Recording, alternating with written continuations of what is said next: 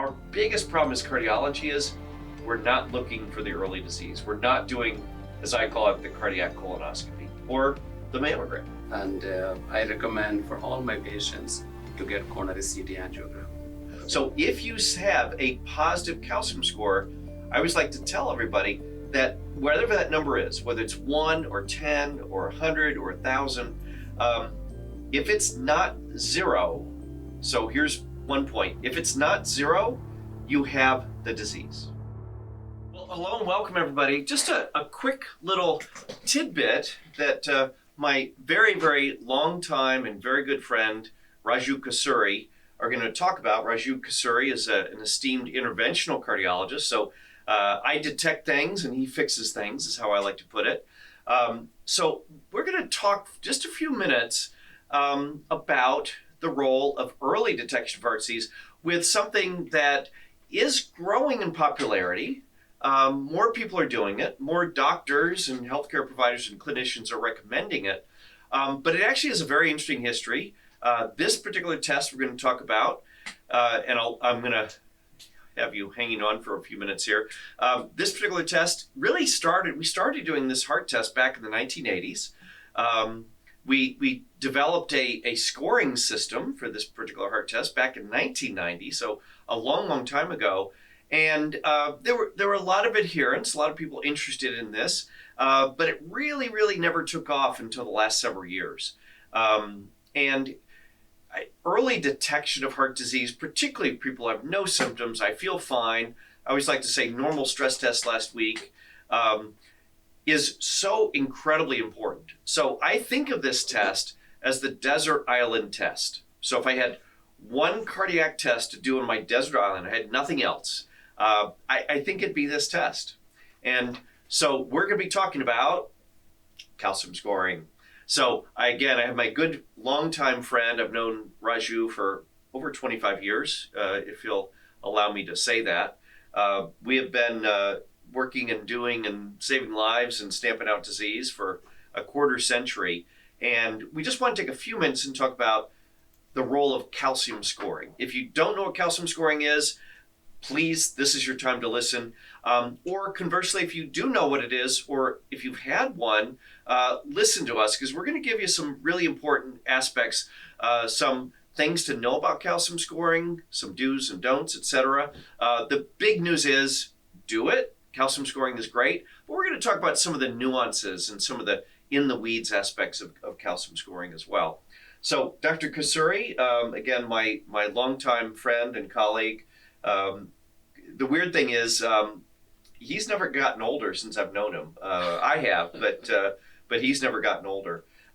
So tell me what you think of and how you use calcium scoring as an early diagnostic test for asymptomatic patients where they're worried or we're worried, or maybe they got some lab tests are off, or family history or lifestyle or something that says, hey, we need to look deeper at this and see if we have some early plaque forming. Well, first of all, thank you so much for this opportunity, John. And thank you for keeping me healthy. And by the way, Dr. Osborne is my personal cardiologist. So nothing can happen to you, Raju. So far. Nothing can happen to you. No. Nothing will ever happen to you. He has been, in spite of my so many risk factors, I have type 2 diabetes for a long time, as you know, hypertension, cholesterol, strong family history. Thank you for keeping me going. And you know, we'll keep you going for a long, long time. I will warn you, Raju, I hope you have a big, big retirement program, because you're going to need it, okay? Well, so nothing can happen to you, and I'm just being selfish because I like you a lot. Oh, thank you. Thank you. It's not about you, it's about me. Yeah, I know you're in the mission of eliminating heart attacks from the human life. Yeah. I truly admire you, adore you for that. Yeah. Okay. And we are co-conspirators. Yes. Yeah, I appreciate that. So how do you use calcium scoring? Hello, everybody, and welcome. This is Dr. Jon Osborne, the Chief Medical Officer of ClearCardio, and I have something really exciting I want to share with you.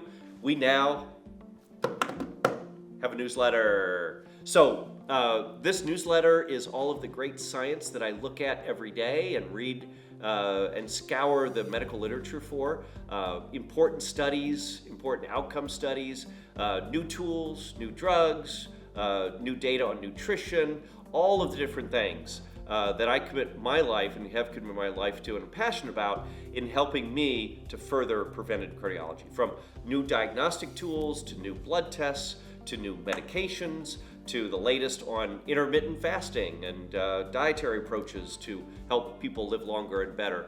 So it will all be in our newsletter. It is great reading. The price is right too because it's free.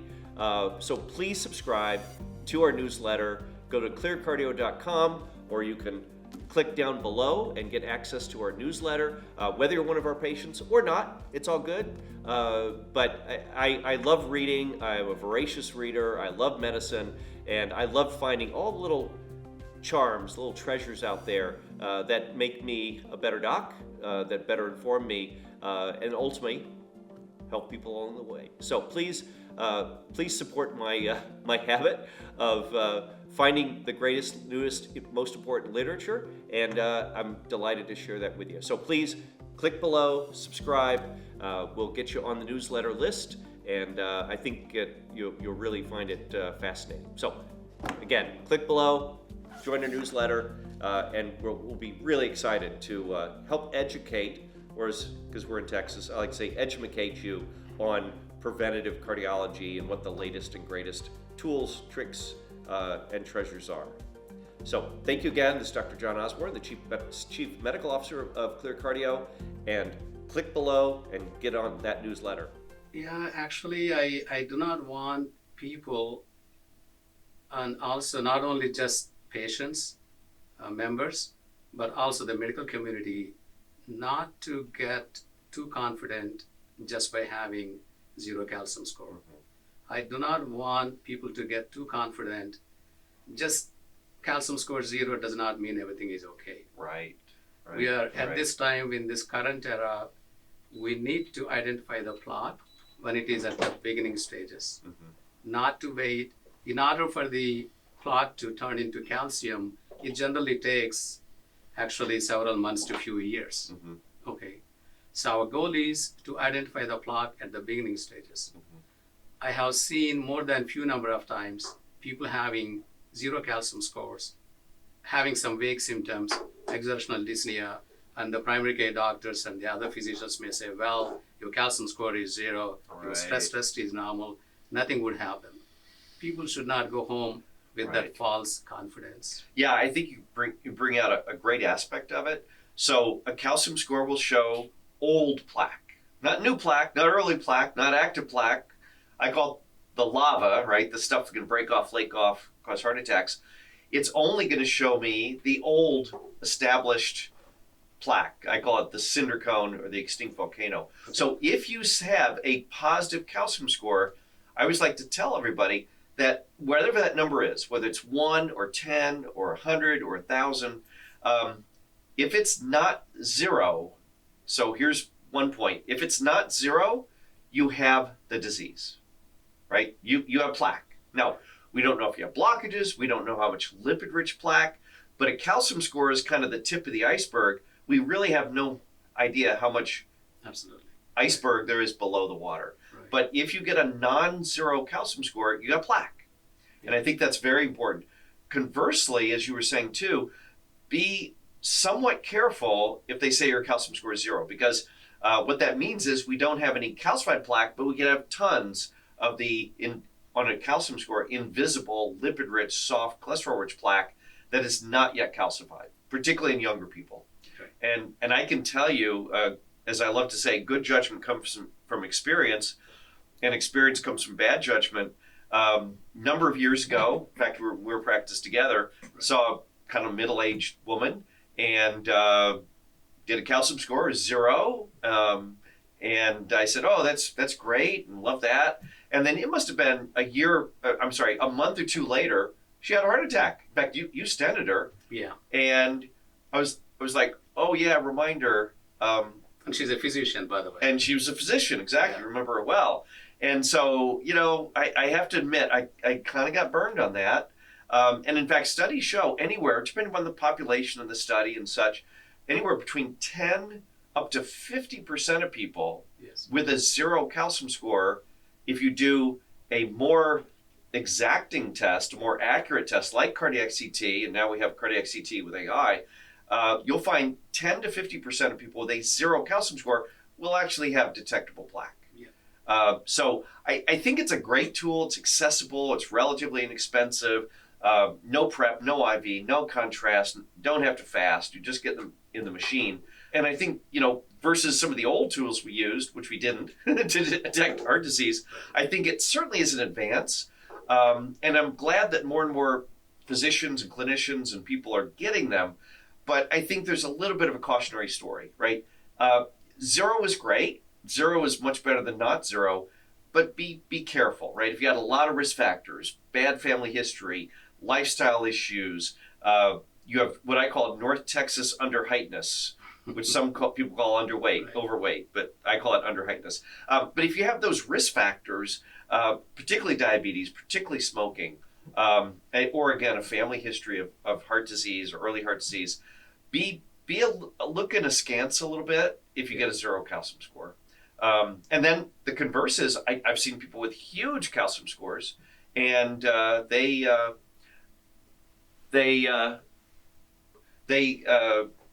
can have no blockages. Now, they clearly have plaque, they have atherosclerosis, etc. But even a very high calcium score doesn't necessarily mean you have a blockage. Right. But I think the way I explain calcium scoring is like a mammogram, right? So we do not diagnose, when you think of it, we don't diagnose breast cancer off a mammogram. We say it looks okay, but again, you can have false negatives, that is Sure. a 0 calcium score, or Right. A normal mammogram and still have breast cancer. But if it looks funky, I like to say, then we don't stop there and say, oh, we have breast cancer. We say, no, you need a biopsy. So we do a biopsy, we get tissue and say, yeah, it is or it's not. So I always like to think of the mammogram and the calcium score, again, not perfect tools, but that's what we use to screen the population. But if there's a question, if you're 0 and you go, that doesn't make sense. I got risk factors, family history, I'm not sure. Or, and certainly if it's not 0, there is some calcium, we've already established you have plaque, then we need to kind of go to what the equivalent of what I call a biopsy, and that would be your cardiac CT. And then now we have this amazing AI that we can layer on top of that, that I call the microscope. We can now apply a microscope to your heart and determine absolutely 100%, are there blockages we need to worry about, which many times they're not. If there are, then you take care of that. But more importantly, where the plaque is, what kind of plaque, is it hard plaque, soft plaque, how much plaque you have. We can now do that, measure that with AI down to 1/10 of a cubic millimeter, which is about 1/10 of the volume of a period at the end of the sentence, to give an idea how small the volume that is. And then that's really going to be the future of cardiovascular prevention and early detection. In fact, I love to think, if you kind of think about this versus cancer, right? So that's number 2 killer. Heart disease, strokes, and heart attacks, number 1 by far. That imagine we had a cure for cancer, but we never looked for it. We just waited until it showed up and it was already terrible and advanced and widespread. Right. Well, that'd be ridiculous. Yeah. If we had a cure for cancer. I would argue Similar. with all of the tools we have to treat plaque, to treat atherosclerosis, to stop it, and by the way, yes, we can reverse it. So I wouldn't say we exactly have a cure for heart disease, but it's quite impressive. Yeah. Our biggest problem as cardiology is we're not looking for the early disease. We're not doing, as I call it, the cardiac colonoscopy or the mammogram. Yeah. So again, I think calcium scoring is good. It's far better than not having calcium scoring, frankly, because I think many people, no symptoms, I feel fine, normal stress test. Right. We get a calcium score, it's positive. They go, okay, well, let's investigate further. But again, be a little careful if it's 0, particularly if you have risk factors, diabetes, smoking, family history, etc. And a positive calcium score doesn't mean you're going to die or need stents or surgery. It just means we need to investigate further. Absolutely. I literally, I have stopped doing calcium scores for my patients for the screening of coronary artery disease. The only time I use to detect how much calcium on the aortic valve, if there is any Sure. question about Right. severity of the aortic valve. Mhm. And I recommend for all my patients to get coronary CT angiogram. Get to the bottom of it, 100%, Right. with AI powered. Yeah. I mean, Technology. it's a whole new era, Right. right? I think when that becomes more typical, right? Now people are discovering the calcium scoring, and then we're the first to say, well, yeah, there's something better. Right. That's okay. Technology, science, tools, It'll take some literature time, yeah. moves on. And I think that's a great thing, right? Nothing should be static, particularly when heart disease still kills more people than in the U.S. and worldwide than any other disease. We need all the early diagnostic tools we can get. Absolutely. So. No, the great thing about this, what you are doing, John, while you try to make all these changes in the lifestyle and their pharmacological approach to control atherosclerosis, in eliminating heart attacks, you're also fixing their fatty liver, Yeah. their metabolic health. Right. And we are in return also reducing at least some of the cancers, Mm-hmm. Yeah. because at least half the cancers are related to the metabolic disease. Yeah. And lifestyle. Absolutely. No, a great point, right? So it starts at heart disease. Right. It doesn't finish there, right? Metabolic associated steatohepatitis is what we call, or MASH, right? Which is liver disease, Yeah. which could be both genetic as well as lifestyle. Even interestingly, I find this absolutely fascinating because again, this is an important marker for cardiovascular disease and causes cardiovascular disease, which is sleep apnea, right? You know, some of the tools we now have, like the GLP-1s, remarkably effective. Really the first medicine ever indicated to treat sleep apnea. When you think of sleep apnea, people snoring and gasping and CPAP and the masks and whirring machines. Well, now we have medical tools Right. that are highly effective at stopping and eradicating obstructive sleep apnea. And obstructive sleep apnea then contributes to heart disease and cardiovascular stress and arrhythmias and all that stuff. So it's an amazing time that we live in. The number of tools we have to treat plaque, to stop plaque, our toolbox is overflowing. If you look at the pipeline and what's happening, it's going to get even better. I think the single biggest thing we need to do is we need to look earlier. We need to find it before you have symptoms, before you have a heart attack, before a stroke, or frankly, before you keel over dead. So, Well, I'm glad you're also eliminating, seems like, dementia and Alzheimer's Yeah. disease too, yeah, while absolutely. doing all these things. In fact, we're waiting for, at this moment in time, waiting for 2 trials, double-blinded, randomized, placebo-controlled trials with semaglutide, aka Wegovy or Ozempic, where these patients have pre-Alzheimer's, we call it MCI, mild cognitive insufficiency, and half get placebo, half get semaglutide, not for diabetes, not for heart disease, not for weight loss, but because of there's a lot of data that suggests it would help to slow or prevent the progression onto Alzheimer's via anti-inflammatory pathways and neural anti-inflammatory pathways. So those trials just wrapped up in the last month or two. Wow. We're anticipating those results from those trials. Evoke and Evoke Plus, they're basically identical trials, 2 large double-blinded randomized placebo-controlled trials, will be out very, very soon. So we're just really, really anxious to hear that. We may continue to expand. We start as these tools for cardiovascular disease, Right. and then we end up taking care of a lot of the other things. You mentioned cancer and Alzheimer's. I think of the big things that we really need to have on our radar is what I call CNN. Cardiovascular, neoplasia, and neurodegenerative, right? So Super. watch CNN Right. because that's really, those are big factors that I think we all worry about. Is it going to be a Right. heart attack, a stroke, cancer, or Alzheimer's, right? Everything else that happens to us kind of, we Right. could get in motor vehicle accidents and Right. fall off ladders and all kinds of crazy stuff. But I think a lot of us, as we have birthdays, as you and I have had, well, I've had them, you haven't. It's CNN. Watch out for CNN. Absolutely. Absolutely. John, it's truly great, and I'm very honored. I really thank you.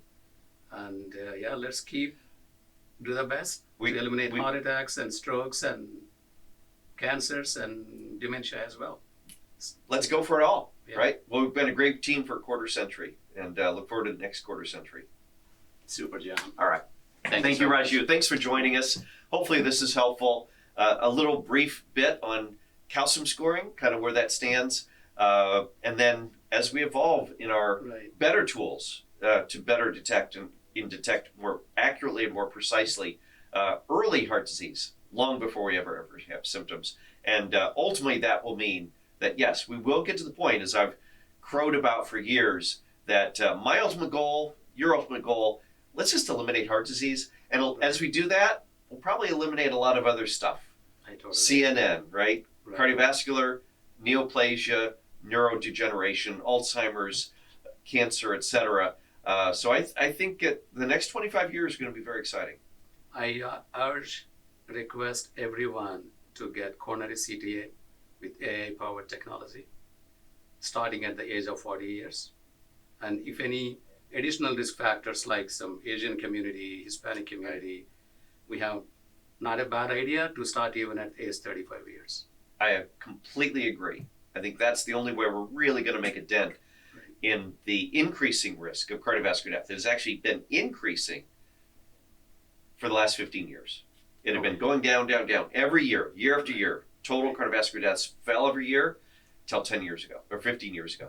So we've got to turn that around. And I think imaging and cardiac CT with AI is really going to be a godsend for us for early detection. If anyone is worried about radiation, these days with the current technology we have, Yeah, with 640 slides, we can minimize the exposure to 1 millisievert. yeah. It's, Even our annual exposure from the atmosphere is about 6 millisieverts Right. in the US. Right. So a very, very, very small fraction. So if that's ever been a concern or worry, it's simply not with the latest technology and software upgrades that we have. So if you're worried, or maybe even if you're not worried, we got to look under the hood. Yeah. Raju, it was a pleasure. Thanks so much. Thanks Thank for you so coming much. on. And, every day, I love doing what I do. I love cardiology. I know you love it too. Absolutely. Because there's so much benefit that we can help, that we can use to benefit our patients. And it's been a great ride for 25 years, and it'll be another great ride for another 25 years, I have no doubt. Absolutely. I love to see patients outside. Never want to see anyone coming in with the heart attacks. Agreed. I every time I see a heart attack or a stroke, I go, there was a failure of prevention, Yeah. right? Because that didn't start last week, last month, last year.